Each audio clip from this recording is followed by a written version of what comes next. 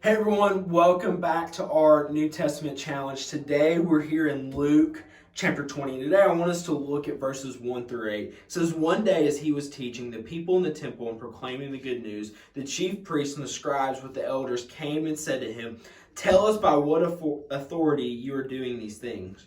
Who is it who gave you this authority?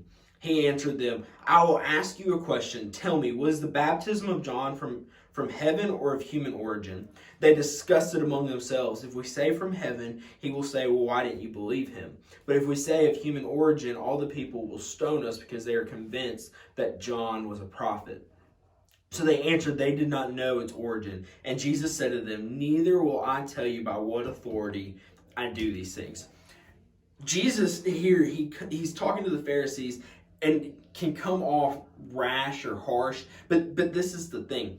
Jesus had done all this ministry. He had done all these things. He proclaimed that he is the Son of God all these different times. And yet the Pharisees and the Sadducees continue to come to him and say, what authority? Why are you doing this? You're a hypocrite. You are a false teacher. But this is the thing. He had done all these things. He'd proven all these things. He'd shown himself as the Son of God time after time after time after time after time. And yet they continue to come to him and question him time after time after time after time. And so here we see Jesus point blank is like, I don't need to tell you what authority I do these things under. Why? Because Jesus does not need our validation. We don't need to validate Jesus and say, yep, Jesus, you're right. Yep, you're the Son of God.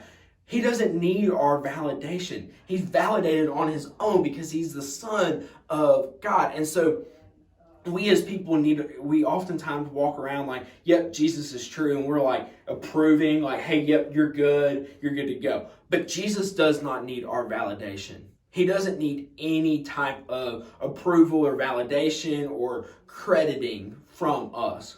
What he needs and what he desires is for us to come and say, hey, Jesus, you're the Son of God, and I need you to be my Savior and my Lord and my rock and my guide. That's what he needs you to do. He doesn't need you to validate him or tell him that he's who he is.